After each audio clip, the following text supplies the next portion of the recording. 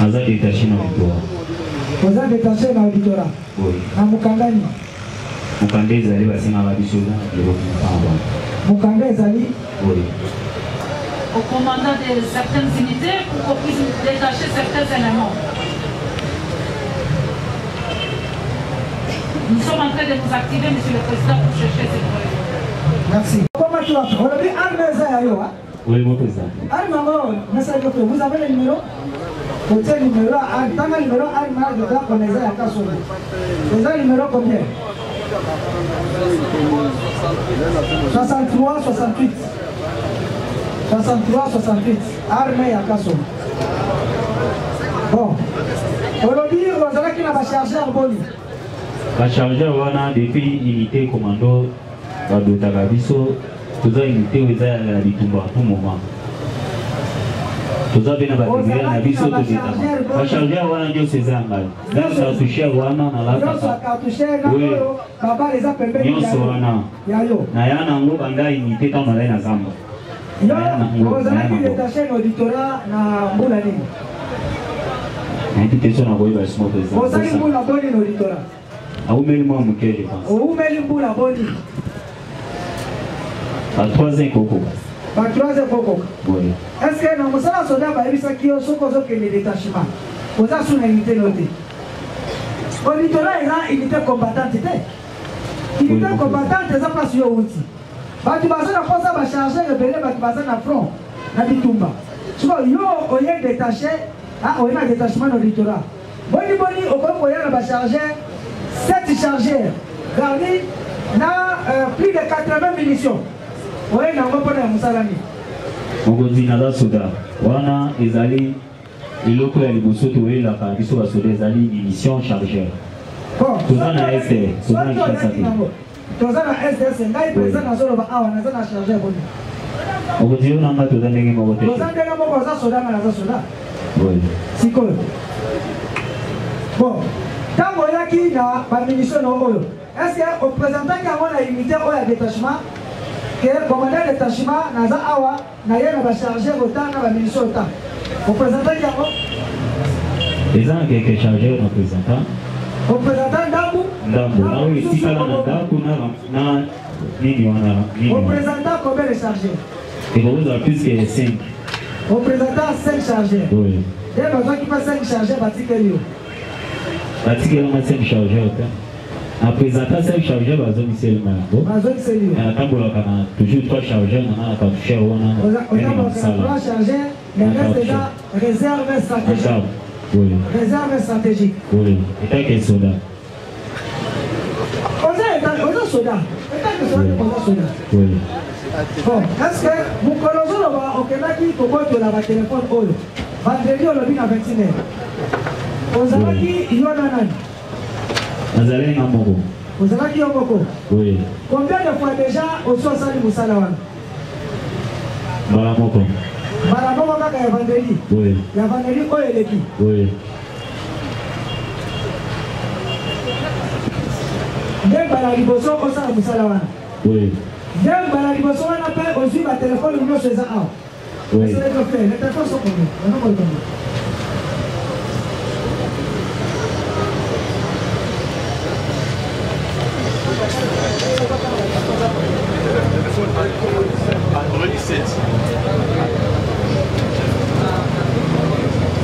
Awa, toza na 7 téléphones ya Android, toza na 4 téléphones ya Batouche, toza na 4 power bank, toza na 2 montres, toza na écouteur moko.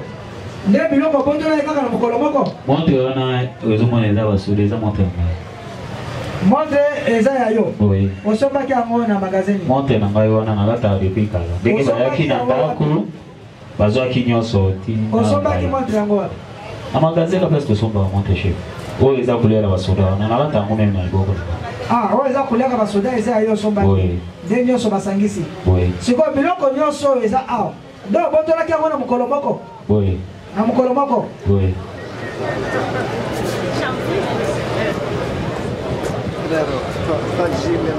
Sikoyo, tango osalaka mosala wana osanganaka na nani?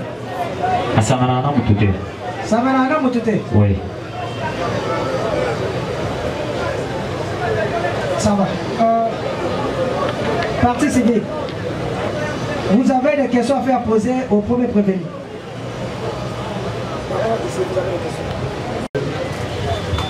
Merci. Pembeni ukitigoro pembeni na biro na biso matima mkena katikati wa. Pembeni donc au Katisi Prince na ngambo boye. Oui. Au Leki station. Oui. Moi Nicolo. Avant matanzele ya presse otiki nzela mabelo koma na presse. Oui. Na barabara ya na Rikin. Na Rikin sawa. Njo otaki ya mbushi barriere wana. Nataki barriere. Ozanga moto la ndenge ni. Ndo moto la ngai moko. Nataki barriere. Te pona butu otsa barriere. Ozanga sala mona ndenge ni. Aba ndenge na sala ndenge soda sala. Ndenge osalaka.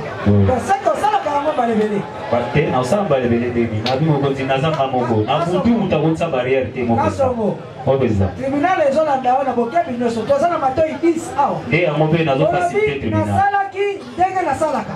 Kosala ndenge kosala kolobake nakoki kotya singa na butu te. Ndenge olobi kotyaka barrière. Barrière te. Voilà. Bon, osalaki ndenge osala. Combien de fois les gens sont sala? Nasala mon balebele te, nasala mbala moko na mbala moko na oza kosala ndenge ni. Comment vous êtes en train de procéder? Vous avez kosala ndenge ni. Atelemisi ka mutu boye. Nazu yango. Amoni ke wana soda. Otelemisi ye? Oui. Ka boye pamba ata soda ngo. Ah, oza pamba. Atelemisi amoni kati amoni ke soda za na arme na butu boye. Braquer arme. Na braka arme te. Donc, il y a une présence dans l'hôtel. Fais ça, téléphone. On a vraiment des brochures. Oui. À part ma téléphone, bon, vous avez combien? Négatif. Ça va. Regarde le recul. Partie civile. Nous n'avons que 2 parties civiles, n'est-ce pas? Ils sont représentés, vous avez acté déjà votre comparution. Vous avez la parole pour faire poser des questions au premier prévenu. Passe un micro. Ingénieur, au micro, monsieur. Au guise tribunal, de poser la question de savoir au prévenu M. Kassongo. Il est en train de dire à l'office tribunal Ndenge Nini Asalaka. C'est une question qui a été posée au tribunal, qui a été posée par le tribunal, mais le prévenu M. Kassongo n'a pas encore répondu à cette question qui est principale, qui a été d'ailleurs posée par vous, Monsieur le Président.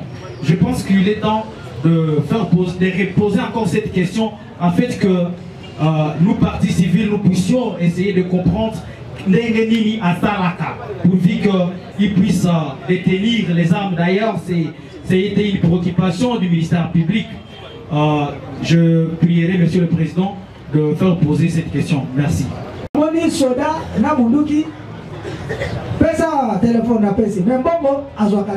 la réponse. Donc, nous avons les victimes qui sont là, on va les confronter et on va répondre. Il ne faut pas chercher à ce que les prévenus répondent ce que vous voulez que les prévenus répondent. Donc, ce qu'il a dit, c'est sa réponse.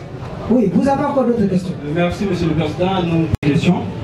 Nous voudrions aussi que le tribunal puisse demander à l'accusé ici à la barre de dire au tribunal quand est-ce qu'il opère.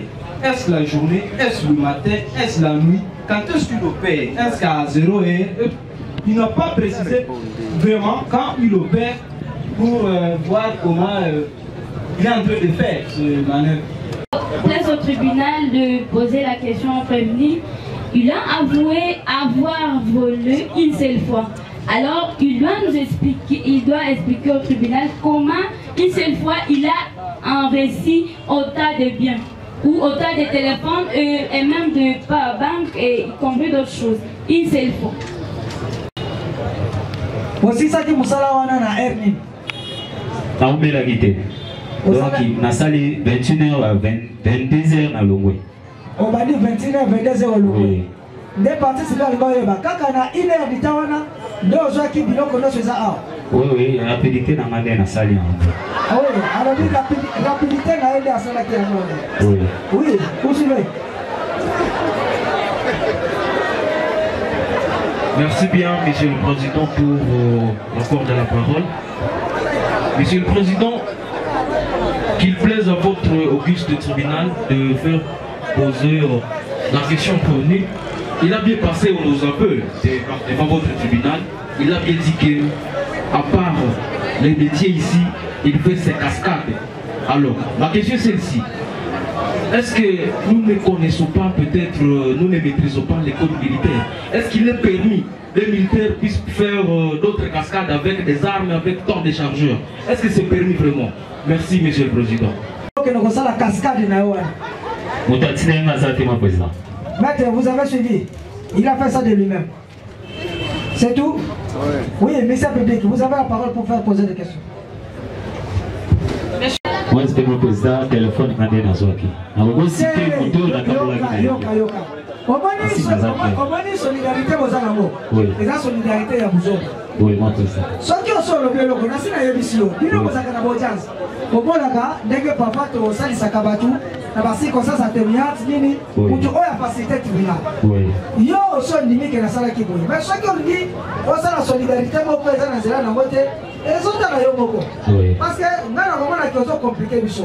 Na zo compliqué biso, en tout cas et cause la passe ni bon na yo.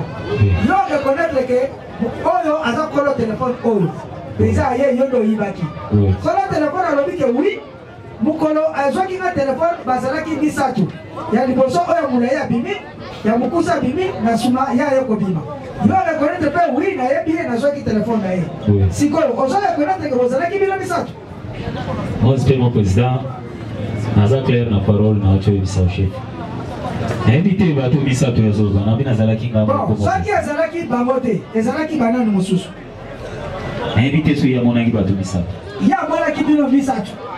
Je ne reconnais pas que Oye bien et l'autre est là. Je ne reconnaître Nazaki Maman. Nazaki mon président. Ça va. Oui, poursuivez. Vous avez encore d'autres questions? Oui, nous avons une autre question parce qu'au moins nous comprenons qu'il veut simplement protéger les océans. Oui, c'est leur déontologie peut-être. Mais une autre question, c'est par rapport à Kachala. Qu'est-ce qu'il dit? Parce qu'il a été reconnu par 4 victimes de visage qui dit que c'est lui qui portait l'arme dans les opérations. Qu'est-ce qu'il dit? Kachala, donnez-le le micro.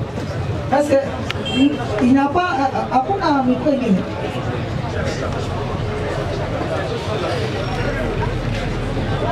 Si vous avez parce que ma victime mine m'a valé va reconnaître yo. Dès que vous avez un bureau. Olobini, vous rejoignez les animatés. Les animatés. Et qu'il avait l'arme. Et aux Alaki n'a pas. Il a